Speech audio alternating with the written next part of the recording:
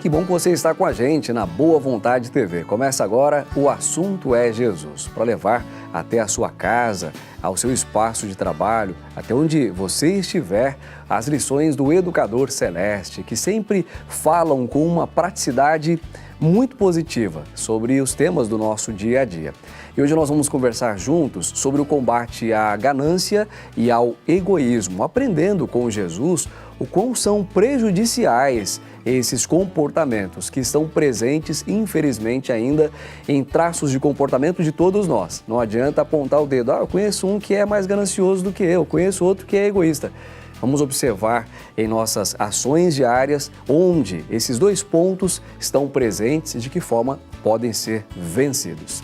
Você pode participar da corrente ecumênica de preces da religião de Deus, do Cristo e do Espírito Santo, ligando agora mesmo para o 0300 10 07 940. Para a nossa equipe é uma satisfação, uma alegria imensa contar com a sua confiança, porque ao ligar, mandando o seu nome, os nomes dos seus familiares para essa corrente fraterna de orações, você expressa essa certeza de que, como ensina o irmão Paiva, criador dessa programação, rezar funciona. Para iniciar nossa reflexão, abrimos o blog paivaneto.com e encontramos essa assertiva.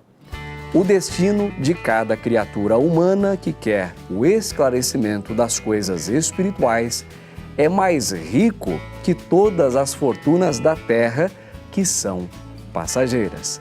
E eu vou aproveitar essa afirmativa do irmão Paiva para provocar aqui o raciocínio dos nossos convidados que vem a essa cruzada do novo mandamento de Jesus em nossa casa.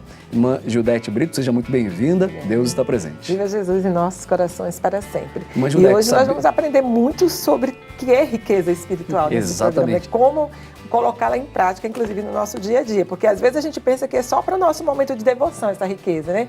É só quando nós estamos vivendo a nossa religiosidade, quem vai a um templo, quem não vai, mas tem aquele sentimento bom no seu dia a dia, mas às vezes a gente acha que isso é só uma coisa contemplativa e aprender com Jesus que é um pouquinho diferente. Essa era a questão, entender que aquilo que nós possuímos espiritualmente, que não tem forma, não pode ser adquirido no mercado, num centro comercial, isso que nós possuímos da nossa bagagem espiritual é de uma riqueza extraordinária.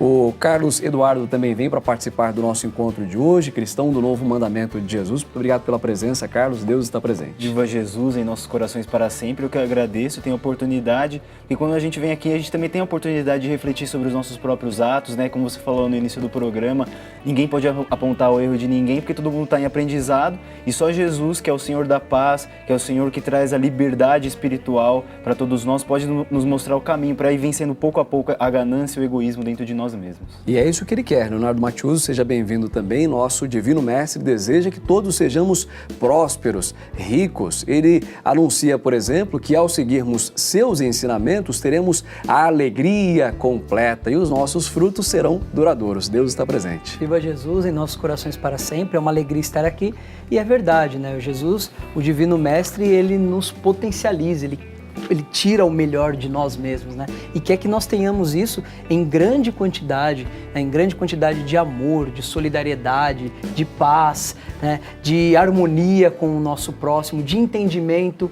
Então, Ele quer isso, que nós tenhamos isso em grande quantidade, jamais miséria, né? Jamais sejamos miseráveis, mesquinhos nas nossas atitudes, principalmente quando essas atitudes são no bem, principalmente quando são para elevar também o ser humano e nos ajudar também a crescer. Foi muito importante você já fazer essa diferenciação e ela vai aparecer como um filtro aqui da nossa conversa de hoje, porque é importante entendermos que a miséria, nesse caso, não está ligada à quantidade de bens materiais, mas está ligada à nossa qualidade moral, à forma como enxergamos as possibilidades do nosso entorno e agimos ou não em benefício das pessoas que estão conosco nesse caminho sagrado de vida aqui na Terra. Juntos nós vamos bradar nossa saudação de paz. Você, onde estiver, responda também. E hoje o estudo da Bíblia Sagrada, o Evangelho de Jesus segundo Lucas, capítulo 16, a partir do versículo 19. Você já pode abrir na Boa Nova do Cristo, segundo Lucas, capítulo 16, a partir do versículo 19, a parábola, o rico e Lázaro, daqui a pouco o nosso estudo. tudo. Juntos bradamos, Deus está presente. Viva Jesus em nossos corações para sempre.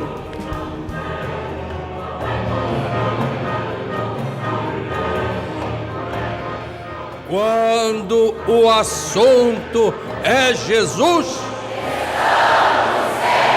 dispostos.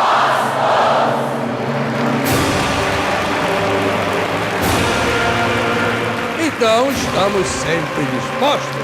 Como estivemos ontem, estamos hoje aqui e estaremos eternamente.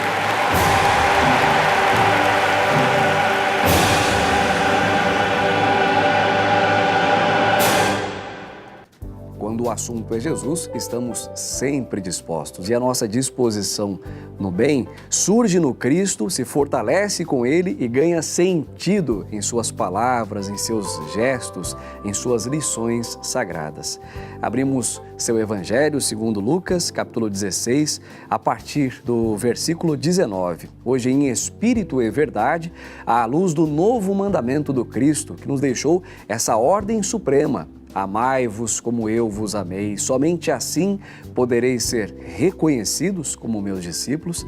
Encontramos essa norma da boa conduta em sociedade, assim define a religião do terceiro milênio, no Evangelho segundo João, capítulo 13, versículos 34 e 35. Escolhemos para o programa de hoje a passagem O Rico e Lázaro.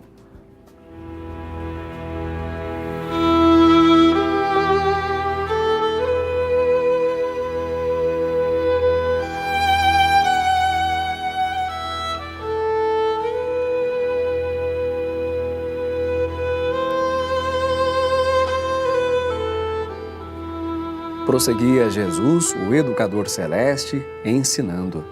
Ora, havia certo homem rico que se vestia de púrpura e de linho finíssimo e que todos os dias se regalava esplendidamente.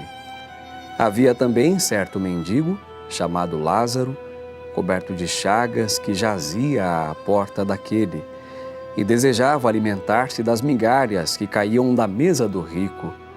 E até os cães vinham lamber-lhe as úlceras. Aconteceu morrer o mendigo e ser levado pelos anjos para o seio de Abraão. Morreu também o rico e foi sepultado. No inferno, estando em tormentos, levantou os olhos e viu ao longe a Abraão e Lázaro no seu seio. Então, clamando, disse: Pai Abraão, tem misericórdia de mim e manda a Lázaro que molhe em água a ponta do dedo e me refresque a língua, porque estou atormentado nesta chama. Disse, porém, Abraão: Filho, lembra-te de que recebeste os teus bens em tua vida, e Lázaro igualmente os males. Agora, porém, aqui ele está consolado, tu estás em tormentos. E além de tudo, está posto um grande abismo entre nós e vós, de sorte que os que querem passar daqui para vós outros não podem, nem os de lá passar para nós. Então o rico replicou: Pai, eu te imploro que o mandes à minha casa paterna, porque tenho 5 irmãos, para que lhes dê testemunho, a fim de não virem também para este lugar de tormento. Respondeu Abraão: Eles têm Moisés e os profetas, ouçam-nos. Mas ele insistiu: Não, pai Abraão, se alguém dentre os mortos for ter com eles, arrepender-se-ão. Abraão, porém, lhe respondeu: Se não ouvem a Moisés e aos profetas, tampouco se deixarão persuadir, ainda que ressuscite alguém dentre os mortos.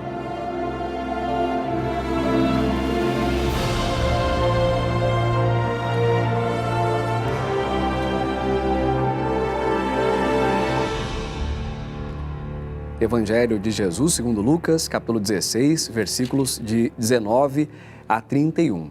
Gente, em algum momento aqui, os bens que aquele homem possuía, a sua riqueza, as suas posses materiais foram questionados, foram combatidos. Há inclusive um ditado popular dentro dessa sabedoria do povo que faz muito sentido. Dinheiro não é problema, é solução.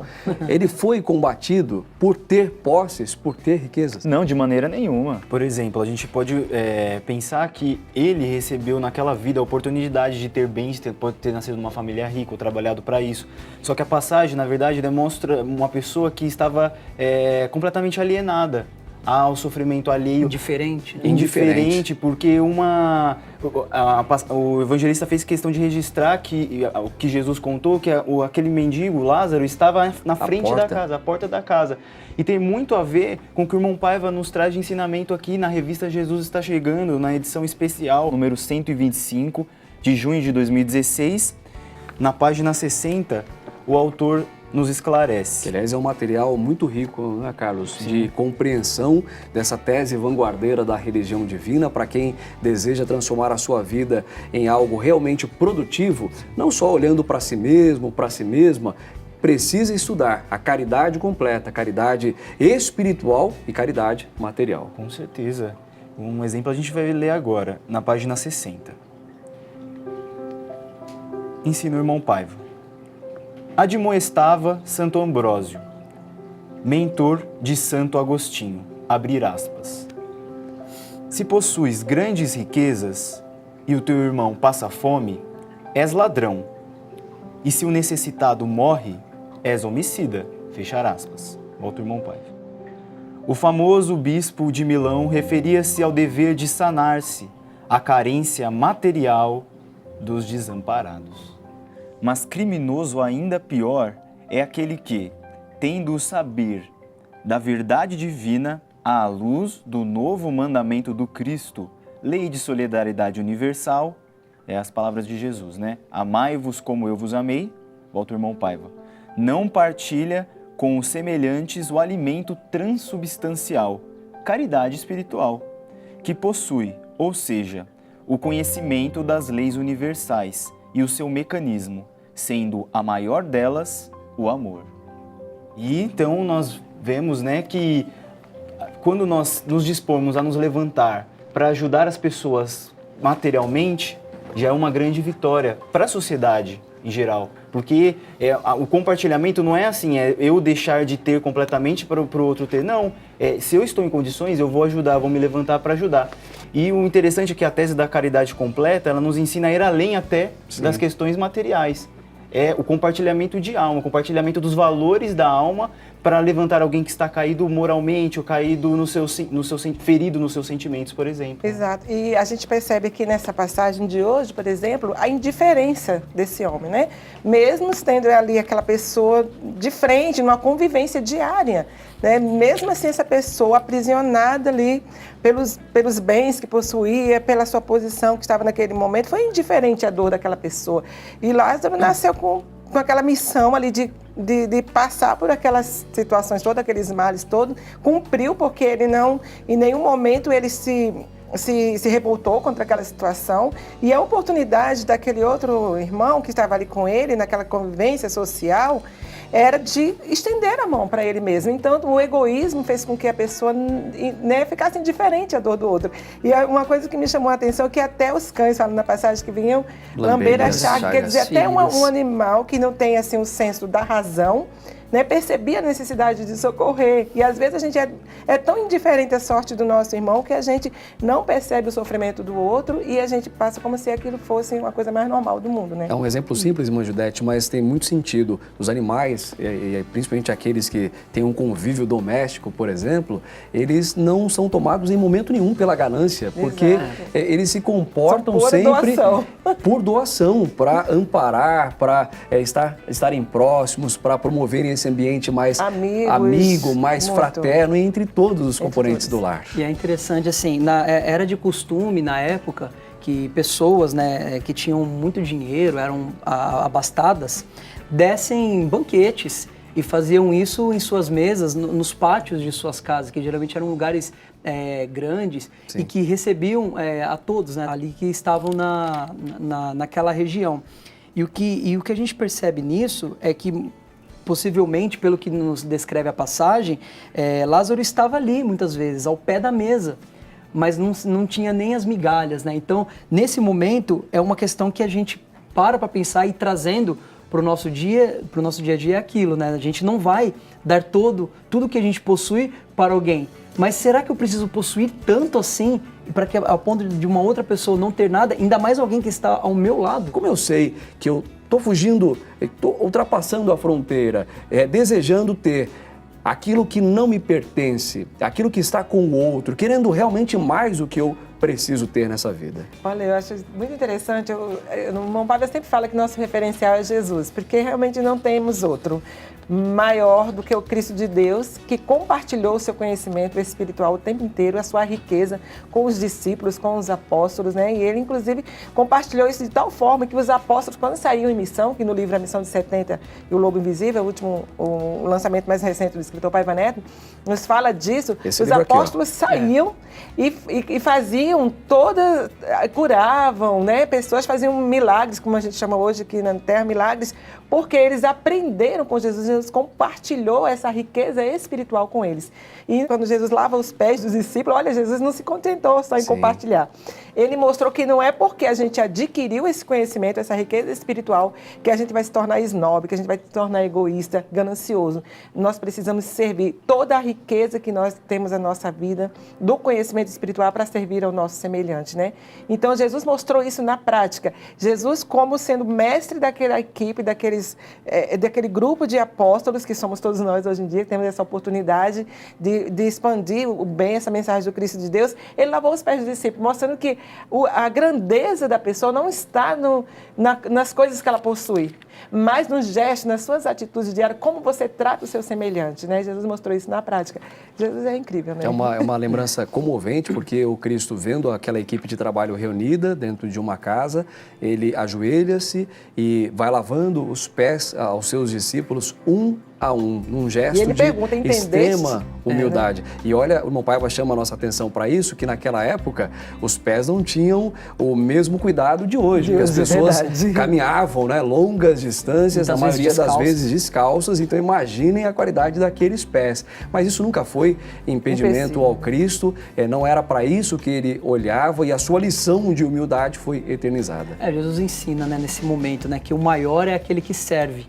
Então, num contexto, às vezes, no âmbito profissional, parece até uma coisa absurda você dizer assim, não, então eu vou ter que aceitar muitas vezes que o meu companheiro de trabalho, ele está crescendo mais do que eu. Quebra a hierarquia, como assim, né? Até então eu entendia que alguém manda e alguém obedece. Exato. Que história é essa de servir? É verdade, e às vezes você pode olhar para o outro e achar injusto, e muitas vezes se utilizar, e aí já trazendo um exemplo assim, do que seria uma ganância, muitas vezes descabida, você então puxar o tapete dessa pessoa, né? Falar, não, esse não vai crescer, vou implantar uma mentira, uma fake news. Vou cortar o trabalho da pessoa.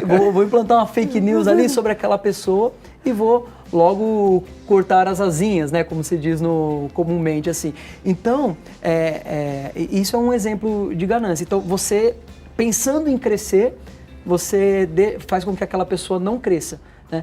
E isso é um pensamento completamente contrário, que o Divino Mestre vai mostrar, não. Você pode trabalhar para o crescimento daquela pessoa e fazendo isso você vai crescer. Mesmo que o reconhecimento, essa pessoa tarde, mas ele virá um dia, né? Porque ele poderia ter percorrido todas as cidades, poderia ter estendido sua missão entre nós, mas ao passar pela terrível crucificação, ao voltar ao mundo espiritual, ao reino de Deus, Jesus compartilha essa missão com os seus apóstolos e discípulos, dizendo que eles então saíssem pelas casas, pelas comunidades, pregando o evangelho do reino de Deus. Um empoderamento maior do que esse não tem. Compartilhou aquilo de mais grandioso ele possuía, a essência da sua autoridade. Com certeza, a autoridade do Cristo que ele demonstrou foi de exemplificar o amor, exemplificar que nada do que a gente às vezes queira guardar, tomar como nosso, é nosso de verdade.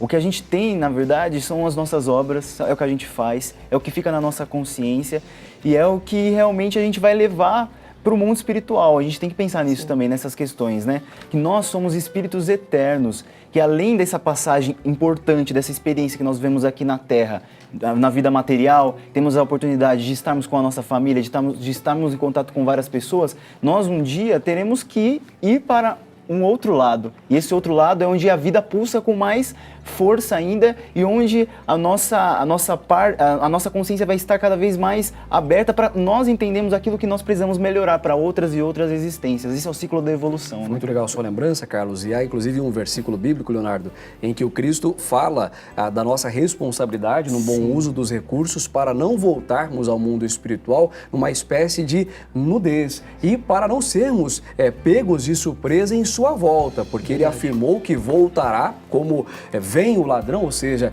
de forma inesperada, sem que ninguém saiba o momento exato desse retorno e que não gostaria de nos apanhar sem nenhum retorno, sem nenhuma obra, sem nenhuma bagagem para compartilhar com ele. Exatamente, eu até ia citar, porque para que nós possamos chegar do outro lado revestidos com boas obras, né? Ter esta moral divina. Aliás, o irmão Paiva, ele fala muito bem no livro Jesus, a dor e a origem de sua autoridade, o poder do Cristo em nós, na página 255, subtítulo Quanto à nudez moral, né?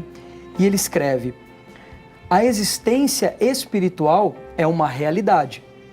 Somos espírito vestido com a carne, que um dia ficará gasta e teremos de sair dela, chegar ao outro lado, nus, sob o aspecto moral. Não significa aparecerem as partes púdicas de ninguém, não. É o caráter que será claramente exposto. Quem vigia e permanece assim devidamente vestido, conforme Jesus determina, são aqueles que cumprem os seus ensinamentos universais e aí se dão bem. Sobre isso, o Apocalipse do Cristo, capítulo 16, versículo 15, adverte-nos: eis que venho como vem o ladrão. Bem-aventurado aquele que vigia e guarda as suas vestes, para não andar nu e não se veja a sua vergonha. Palavras do Cristo. E prossegue o irmão Paiva: o que reveste o nosso caráter? As nossas boas ações. O que nos despe diante da humanidade? Os nossos maus atos. Daí a importância de um militante ecumênico da política de Deus agir corretamente, como cidadão ou cidadã de uma sociedade solidária, altruística e ecumênica. Ou seja, não igual a uma pessoa egoísta que gira unicamente em torno dos seus interesses pessoais. Esta vai acabar muito tonta, vomitar e sujar a própria roupa. Que tal nos comportarmos bem na terra, para chegar à dimensão invisível, capazes de defrontar a própria consciência? Porque seremos, como dizia Zarur, abre aspas, advogados de defesa, de acusação e juízes de nós mesmos, fechar aspas. Naquela hora em que não adiantará assinarmos procuração para que alguém nos represente. A divina lei está em pleno vigor. Se a infringirmos, já sabemos o que acontecerá. Os desafios da existência nos impulsionam ao sucesso, mas é necessário também que tenhamos otimismo e generosidade para não cair nas garras do egoísmo desagregador. Paiva Neto.